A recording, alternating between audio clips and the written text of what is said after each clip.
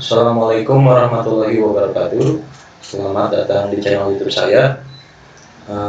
Untuk kali ini saya akan mempraktekkan cara membuat buku tamu dengan menggunakan bahasa pemrograman PHP dan untuk database sendiri menggunakan MySQL. Untuk selanjutnya, pertama-tama kita buka dulu SKPP-nya.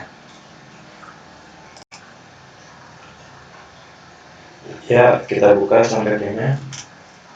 Lalu bisa kita lihat di sini ada Apache MySQL. Nah, untuk itu tinggal jalankan, tinggal klik start-nya. Setelah itu mari kita coba buka admin panelnya. Bisa dilihat. Nah, sudah muncul admin panelnya. Kita isikan dulu nama tabelnya. Oh ya, untuk sebelumnya saya udah buat database dengan nama buku tamu. Lalu setelah buat database-nya, kita coba buat tabelnya. Lalu klik go. Setelah itu isikan nama kolomnya, tipenya, panjangnya, default nilainya, dan sebagainya. Untuk ID sendiri kita tambahkan auto increment agar dia bisa langsung menambah nilainya itu sendiri. Setelah itu kita buat kolom dengan nama, lalu tipe datanya varchar dan panjangnya 50. Lalu email dengan tipe datanya varchar, panjangnya 50 juga. Website panjangnya 50, tipe datanya varchar juga.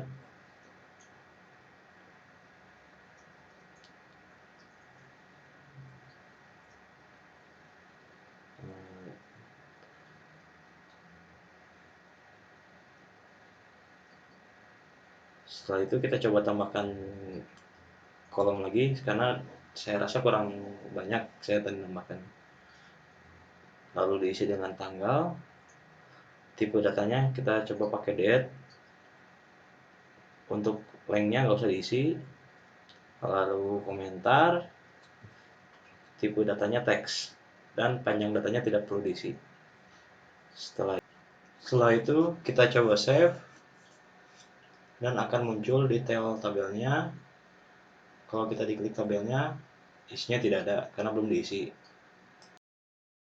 Oke, bisa di close aja ini. Lalu selanjutnya buka Visual Studio.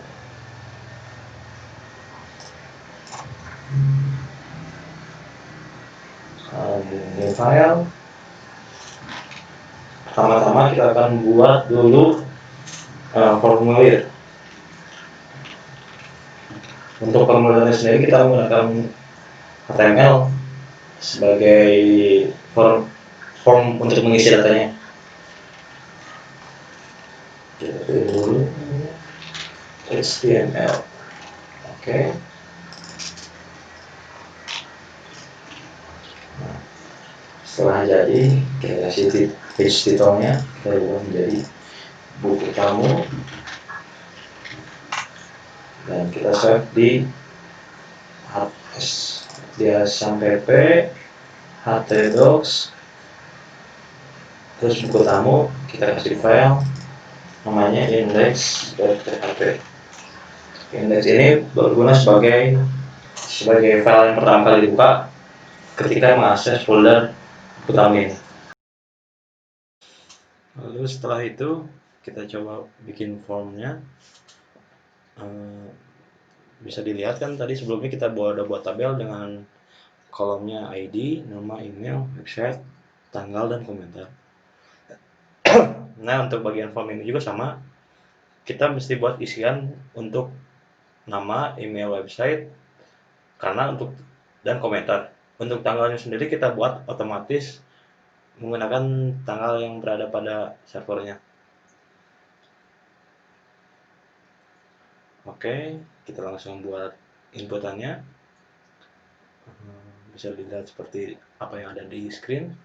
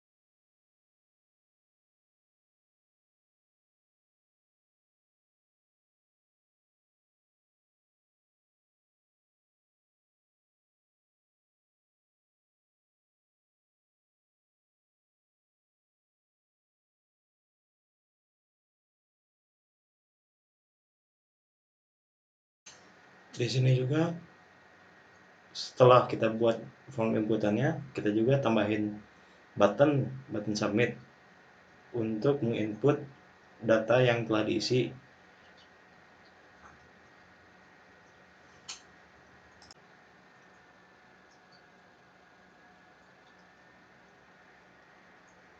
Setelah itu, pada bagian form kita tambahkan action yang nantinya ini tuh bertujuan untuk memproses data yang telah diisi. Jadi setelah mengisi form akan dialihkan langsung ke halaman save.php. Nah, untuk membukanya kita coba aja dengan memasukkan IP 127.0.0.1 lalu slash buku tamu. Nanti muncul formnya, bisa dilihat seperti apa yang ada di screen. Kalau kita submit, dia akan terjadi error dikarenakan file save.php-nya belum kita buat. Untuk itu, mari kita coba buat file save.php-nya. Tapi sebelumnya saya akan menambahkan atribut pada formnya berupa tipe data yang akan dikirimnya.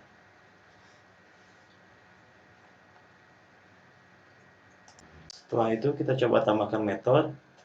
Untuk metode sendiri kita berikan post, tipenya post, agar ketika mengirim data dia tidak terlihat pada URL. Lalu setelah itu kita buat file.save.php.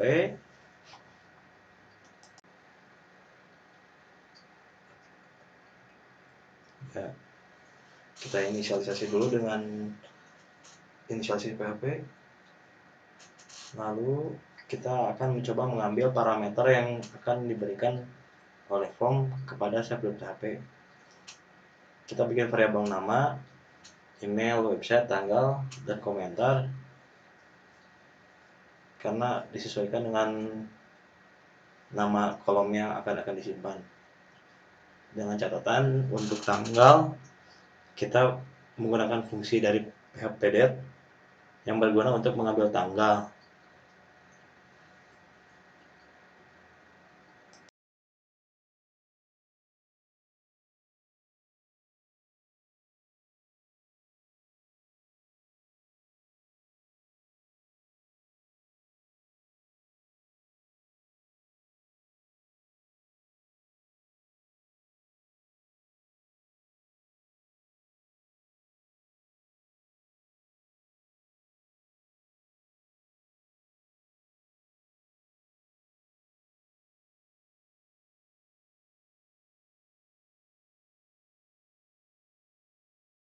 Untuk bagian date-nya sendiri kita akan membuatnya dengan format YMD yang artinya tahun, bulan, dan tanggal.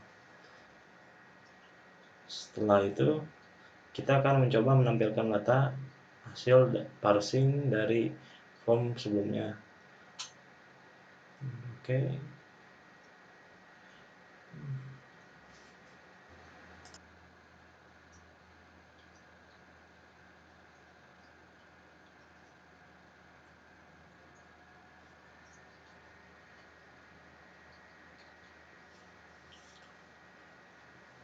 Kita coba save, lalu buka form lagi, isi datanya.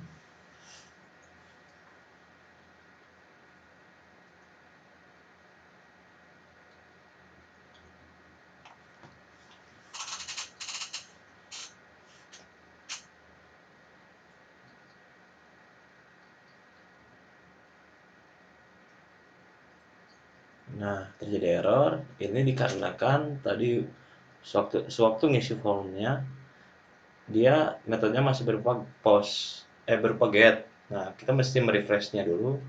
Setelah itu dia akan berubah menjadi post dan kita cobain input lagi.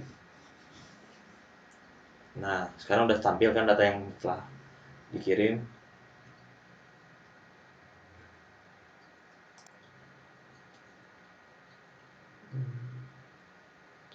Setelah itu kita akan coba memasukkan data yang ini ke dalam database.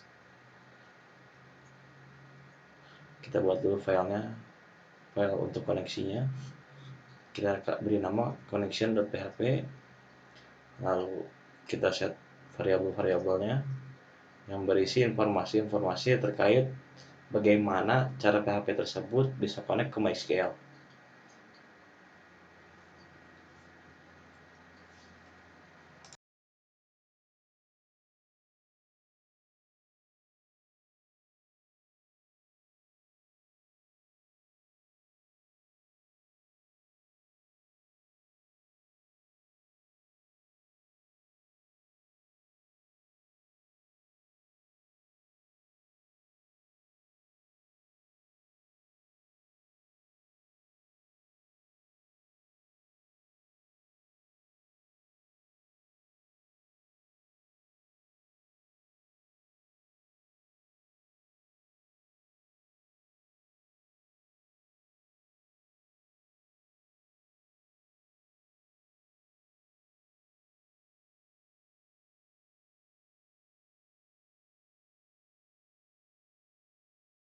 Setelah variabel-variabelnya tersedia, kita akan coba mengkoneksikan antara PHP dengan MySQL tersebut. Di sini menggunakan repo MySQL.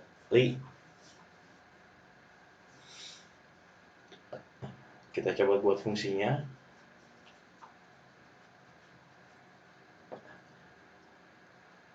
Dari mulai username, terus hostname,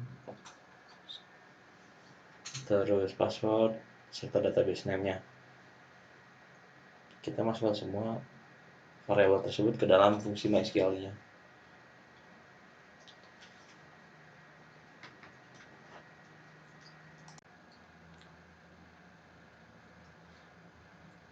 Setelah itu kita buat fungsi pengecekan terkait koneksinya. Apabila terjadi kesalahan, maka error proses PHP-nya akan diberhentikan dan akan munculkan error.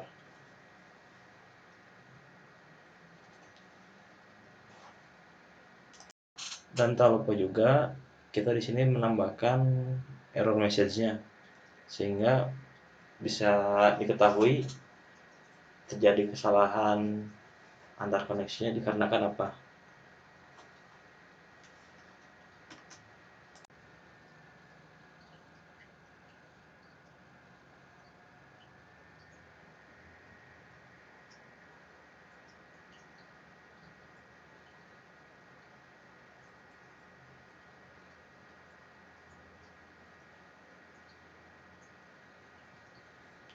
Oke, kita coba save, balik lagi ke file save.php.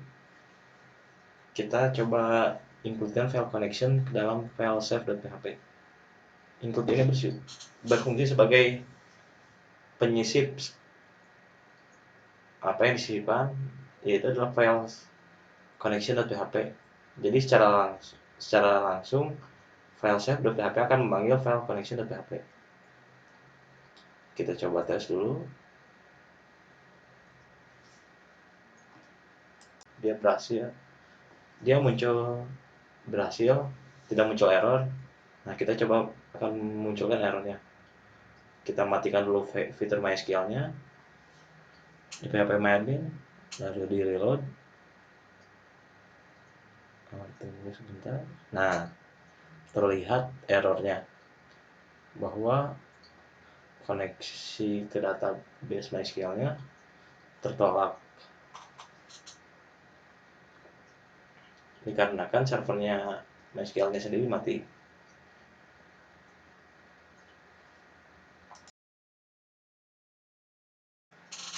Setelah tes yang dilakukan dirasa cukup, kita akan mencoba masukkan data-data tersebut ke dalam database.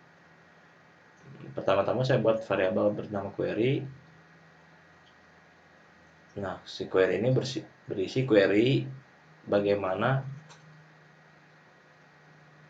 si data tersebut akan masuk ke dalam MySQL. Query ini sendiri berisi sintak SQL.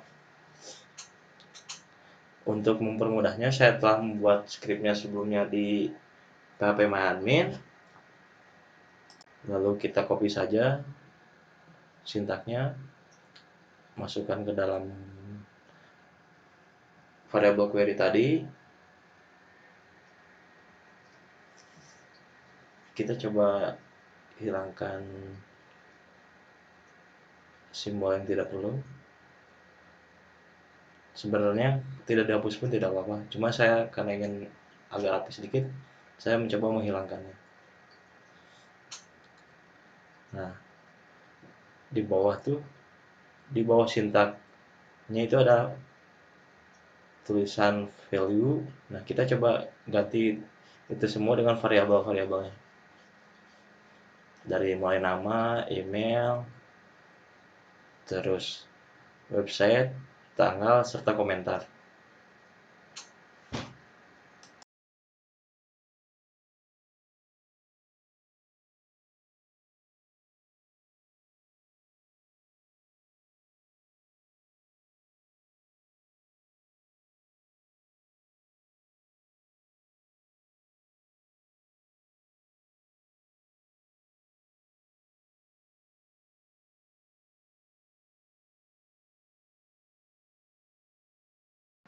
Setelah query siap, kita akan mencoba memasukkan bukan memasukkan sorry mengeksekusi query tersebut.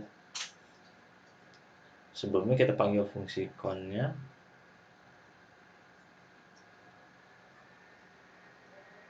lalu panggil fungsi mysql-nya, dan masukkan juga sintak yang akan, dan apabila true berarti dia berhasil, dan apabila false dia akan mengeluarkan error.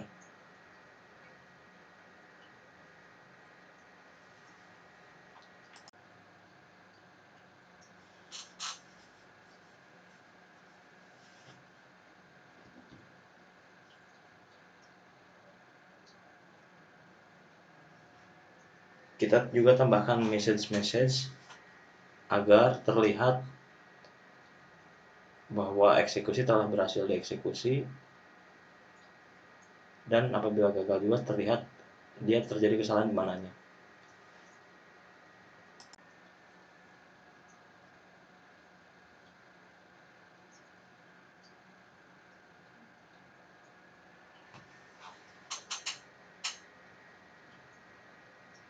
Dan terakhir kita tambahkan fungsi close, berguna untuk menutup koneksi. Dan setelah itu kita coba tes. Oke, sorry, ada kesalahan di sini. Ternyata saya salah memasukkan ini ya, tanda kutip di atasnya. Nah, ketemu, sehingga tadi eksekusinya berjalan error. Nah, sekarang berhasil, data sudah berhasil dimasukkan. Kita hapus, di back. Oh iya, sebelumnya kita cek dulu di database-nya.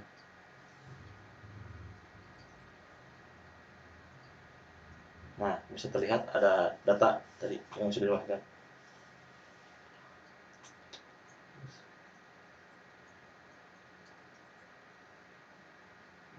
Kita coba kembali isi.